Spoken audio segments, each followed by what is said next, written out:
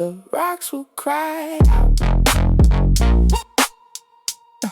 The rocks will cry out. What's up, everyone? It's another opportunity to share some thoughts and provoke some conversations with some people, especially among men. Great opportunity just to be back, have an opportunity to speak with you. And again, this is always something that whatever I'm thinking about or going through over the weeks, there's a common theme or something that pops up or something I've been pondering on that I feel like will make a good topic of conversation to put out there for brothers. And so this week is really more about identity.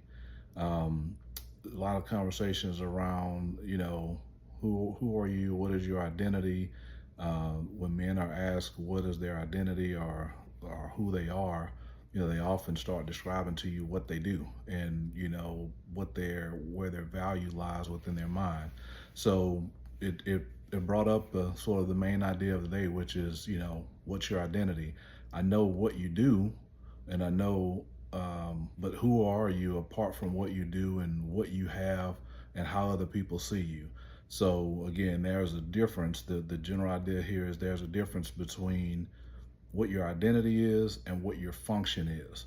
And so, believe it or not, if you ask a man, who are you or what's your identity, they will begin to describe to you their functions. I'm a provider, I'm a husband, I'm a father, and they start talking about the things that they do, which, ideally, over the course of time, men have been kind of made to think or feel or perform like, there's a standard, for your gender, for your leadership, for your whatever quote unquote a man means, and whether you were taught correctly or whether you were taught incorrectly, you were taught. So it's always good for us to come back and look upon that and say, am I mostly identifying with the functions of who I am, or do I truly know how to understand who I am and what my identity is? So again, these conversations or these talks for me is always coming from my disclaimer is always, I'm just a dude, I'm just a guy trying to figure things out myself. And so I'm talking with other people and I'm just promoting conversation. So I'm not coming to you from some kind of expert standpoint, definitely not coming to you from someone who has it all together, like I'm trying to figure it out, standing next to all the other dudes that's trying to figure it out. But, we got to start asking ourselves questions and sort of promoting the thought. So again, the general idea is, I know what you do, but who are you apart from what you do? Who are you apart from what the things you have, and most importantly, how other people see you? We're confusing our identity with our function, and so let's kind of talk about the differences between the two. So many men unconsciously build their identity around the roles, who they are. I'm a provider, I'm a husband, I'm a father, I'm successful in my business, I'm a leader, I'm a protector of some sort, I'm a soldier, businessman, I'm an athlete, I'm needed by others in some capacity. And so that feels great, and that's how we were built, generally to, built to lead, to produce, to provide, and to take on responsibilities, to yoke up with burden, etc. But that's not wholly who we are. And the reason why that's important is because when some of the functions begin to fail, when some of these things that we have or we do or how others see us change, we can't allow our identity to change or the value that we see in ourselves to change. And that's where the danger comes in for men. When you build yourself and your identity around your functions, especially one as like a provider, and then all of a sudden you're found in a season where you're not providing, you still have to be able to see the inherent value in yourself and make sure that you fully understand who you are, whose you are, and why why you exist outside of what you do. Because when you don't have that, we've seen people take their life because their function changes. We've seen people be at their lowest point and just kind of go downhill because the functions changed, because they weren't really true and set and understanding what their identity was, right? So there are some things that are meaningful, but they don't make up our identity because they're subject to change. So for example, I'm a provider. One of the hardest positions I've ever been in, and by conversation of other men, one of the worst feelings and the worst position to be in is to be out of work, right? So you're a provider, you lean heavily into that function, and then all of a sudden there's some layoffs or there's something happens and now you're no longer a provider. And hopefully, if that ever happened, it's for a short season, but you're no longer a provider, right? So at the end of the day, you can definitely, if you're finding most of your identity in being a provider, and now you can no longer do that function, you probably don't have the full value of yourself or understand who you are outside of that function, right? And so you can find yourself in a tough place, depressed, you know, suicidal, full of anxiety, whatever the case may be, right? Also, being a coach, you see athletes. There's so many athletes that pour so much into being top football player, top basketball player, top track and field athlete, top whatever, right? A lot of training, a lot of everything goes into it. A lot of attention from your family, a lot of probably attention from your parents who are really tuned into that sport. And so you feel like, man, that's the most you've been interested in me, or the most time that's vested and the most interest that's vested in me from my extended family, from my immediate family. I'm getting attention from people I don't know, whatever, money, opportunities, whatever you do. Then all of a sudden that season ends and you're no longer an athlete. And how do you deal with that? And I know a lot of athletes that it's hard for them to make that transition from being an athlete and being in that position to just being who they were originally called to be, or whatever, you know, a non-athlete or a standard person is, going into the next phase of their life. They didn't really see that as a season. They saw that as, you know, their ultimate, because of everything that came with it. You know, you were once a leader, now you're no longer in a leadership role. You know, you were a businessman, you lost your business, whatever the case may be. Functions are changing, situations are changing in your life, but those things are not your identity, right? So we have to dig deeper into it. A couple questions to ask yourself around this. And I think there are good things to build upon, because it will allow you to help to look more outside of function and look more into identity, right? So one question to ask yourself: what do I do because I genuinely choose it versus because I'm needed? What do I do because I genuinely choose it versus but because I'm needed? And that's a deep question to sit with, you know, because we like being needed. We're built for being needed, and that's where the whole provision and all that comes into, right? But if you understand what you generally choose and why you choose it. So in other words, an example, I'm a provider, right? That's a function. However, I'm a man who values responsibility and generosity, right? That's more identity building. So that can translate and transfer to many other places in your life versus just, I'm a provider, right? So, and that's not just found in your job. You know, you're a former athlete. That was your past role. That was your past function. But you're disciplined. You're competitive. You're resilient. You're committed to growth, right? You're committed to teamwork. So those things are identity-led things, or identity-building things. Those things translate all across your life, right? So thinking less of what you did as a function and more of the things that can help build your identity. One of the other questions to ask yourself: if everything I currently do for other people is taken away, what would still make my life worth living? So if everything I do for other people is taken away, what would still make my life worth living? There's always an example I use, and I remember this being on an airplane, and then someone used it, I think in church or somewhere. When you're going through the little protocol, when you're on an airplane and they're going through the safety and the flight attendants are going through the deal, and they always say, if the cabin loses pressure, these oxygen masks will fall down from the sky, right? Fall down from the overhead. Make sure you secure the oxygen mask on yourself first before you begin to help others. And I never really thought much about that, and you just kind of go through it, and it seems kind of silly to tell somebody that. But really, that's really how a lot of us live our life, especially some men. Like, we are fixing and doing and helping and protecting and providing and moving and shifting, and we can literally be doing all that before we ever think to put the oxygen mask on ourselves first. So eventually we're helping other people, they got the mask on, and we lose oxygen and we fall out because we never secured ourselves first. So we have to start, it's not selfish, to start trying to think of yourself first and think of yourself, not even really first in position and all that and value. That's something different, but it's okay to understand and think of yourself first and to make sure you're good so that you can be good for everyone else when everyone else needs you. But if you're not good, it doesn't matter how good you're trying to be for everybody else if you haven't secured that you're good for yourself first. So that's a tough thing. Again, that's something I don't have all together or fully, truly understand, but it's something to identify and to work towards. Us as men, we got to figure that part out. We got to get it right. Right. So we have to understand what makes us tick. We got to understand what our inherent value is, and, really how do we operate, not just in function, but just genuinely in who we were created to be, who we were built up to be, and more things that are more sustainable. I should put it that way. And a last question. Again, these are just some questions to ask yourself.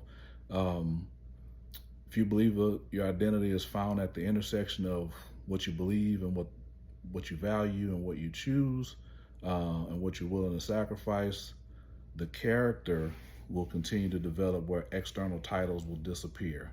So in layman's terms, if you really start thinking more of your character and your characteristics and start thinking about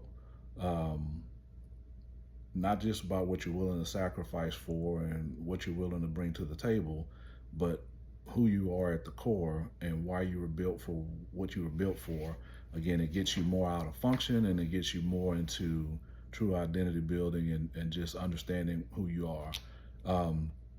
If you know me, I'm talking about things, but my value system is going to be found in the Word of God, right? So I can share general conversation. I'm all about chopping it up or whatever, but at some point for me, I'm going to refer back to and reference to the Word of God to help guide myself and help give myself some words, but also, especially in this, helping me out understand identity.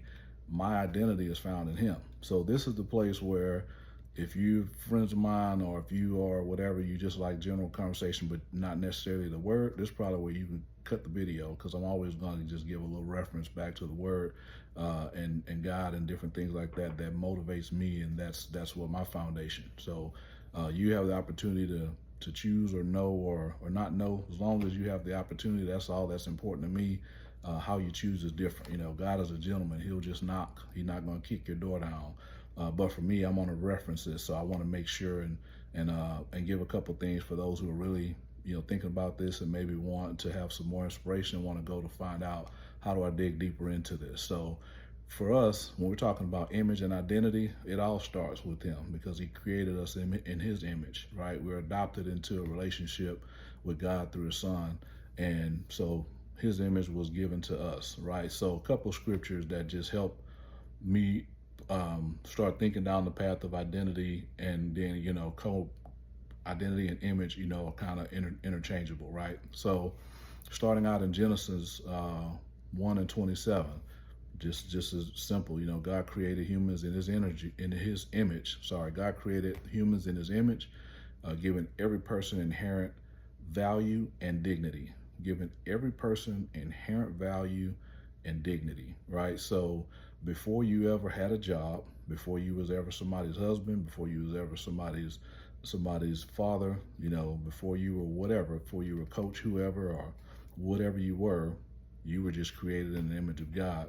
You were knit in your mother's womb with a purpose and an identity and inherent skill set, whether you've tapped into it and found it or not. Like you weren't just made for functions, you were made for purpose before functions ever found you, right? So you got to always come back to that, whether you're unemployed, whether you are without a coach, without a team, whether you're a man without a wife, whether you are a dad with no kids, whatever the situation is, you're not only built for that function, right? So that was you're made in His general image, and you're made for a purpose, but those things that image and that identity was made to undergird the functions that you would have, if that makes sense, right? So you're built for it, but that's not all you are.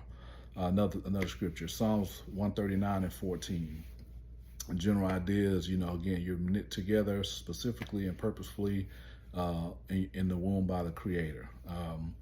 2 Corinthians 5:17, you've heard this one before, but this is not necessarily your original birth, but this is for people like me. When I hit 27, revolutionary year for me in my life, I was remade. I was able to be born, a brand new person, a brand new creature. So my identity was old things made new. My identity was whatever I had been, I don't have to be moving forward. So if you've had an identity crisis up until now, you don't have to. If you are made new, you can become a new creation, and then you can basically have your image and your identity moving forward. And it doesn't matter what your functions and your identity was of your past, right? Ephesians 1:5, God chose to adopt us into his family by way of his son. And then also Ephesians 2:10. So we were the handiwork, and he planned us ahead of time. So again, everything that we're talking about goes back to before you had a job, back to before you had to manage the house, back to before you were working on cars, or back to before whatever you were doing, that either the world or just you in your own mind, or a combination of the two, said, this is who you are and this is all what you're about, and this is where people find their value in you. And if you can't do this, then I don't know what you're good for. If you can't catch the ball, if you can't score 20, if you can't bring home X amount of check, if you can't do this or that, you're no good. So that's because that's what a man is about, or what a man is supposed to do. So again, that's trick of the enemy. We can't be conformed to this world. We have to be transformed by the renewing of our mind. So constantly understanding and asking yourself first the question, who am I? What do I want? What am I important for? My being in terms of importance, not necessarily what I do for people. So asking those questions, going to seek out the answers in where you find truth. Where I find truth is in the word. So that's where I'm going to try to seek out the answer. And then making sure that you have a value system and a value of yourself that's sustainable through all the different seasons. Because we're going to have ups, you're going to have downs, things are going to go left, things are going to go right.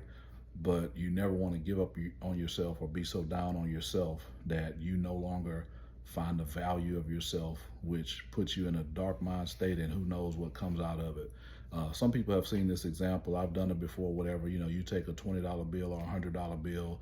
You're trying to explain to someone their value, life has drug them through the mud, and they just feel like they're not worth anything, and they've been told they're not worth anything or whatever. So you take that 20 or you take that 100 and you put it in front of them, and they recognize the value of this money that you're showing them, and then you fold it in half and you ask them, do you want it? And they still want it. And then you tear a little corner. Do you want it? Yes, you still want it. You put it on the ground, you step on it, you dirty it up, you whatever, you crumble it up. You go through all these different stages that makes this crisp bill into a bad state. But the person always, when you ask them, do you want it? They continue to say, yeah, I want it. I'll take it, right?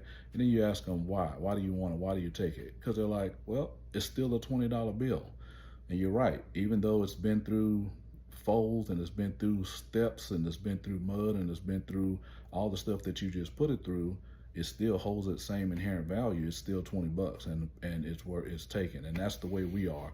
We've been through something. We've been up and down. We've been folded. We've been punched, knocked up, knocked down, drug or whatever. But to God, you still have that same inherent value. But we don't often see that value in ourselves. So you got to make sure that you're seeing the value in yourself. You're seeing yourself through God's eye. That's a lot better, because often when I look at myself through my own eye, or someone looks at themselves through their own eye, you can never see yourself the way the Father, the loving Father, sees you. So I keep it simple for myself, because I'm not super intelligent. I just think of it as a loving relationship, a loving father and son relationship. So if I think about my son, and I think about my daughters, what could they ever do to make me not feel a certain way about it? They can burn down our whole house. At the end of the day, they're not going to stop being my kid. I'm not going to stop loving them. I'm not going to look at them with a different value, no matter what state of life they're in. And if I can get that somewhat right in my human form, how much more can the Father get that right in his form? Because he's a agape loving Father. He's a creator that built us to have a relationship with him, and he never changes his inherent value, right, that he has for us. So a closing thought, because I'll wrap it up. So a closing thought really is, let's work towards connecting with the true identity so that we don't destroy ourselves for others and lose ourselves in the roles of our life. So you can find yourself destroying yourself for others, and you can find yourself getting lost in the roles of your life. And when those roles change, or when life changes, when a season ends or something shifts, a relationship shift, you can find yourself lost. You can find, you can find yourself empty and not understanding your identity and who you are, because of your identity being found in the functions that you were, right? So, and I'll wrap it up with that. I hope this helps someone that just starts, not super exciting, right? But I just hope it sparks a thought in your mind that allows you to start thinking down a different path. Most men aren't talking, but these are some things that are in their mind and in your mind. If you're a man and you're listening to this, there's some things that are in your mind that you got to keep it real with yourself and be like, am I just what I am to everybody else and what I bring to the table? Or do I really, really know who I am and what things make me up? And no matter what season changes in my life, no matter what people change in my life, no matter what transition I hit, I still fully understand my inherent value. I still understand whose I am, and I understand that I can always continue to move forward and be successful based on who I am, because I can always find my value in wherever it's needed. I can always find a place to serve and to do whatever things that feed who my true identity is. So hope everyone, John, I hope it creates some ideas. I hope you go in there and try to transform your mind with some new information. And yeah, till the next time, peace. The rocks will cry out. The rocks will cry out.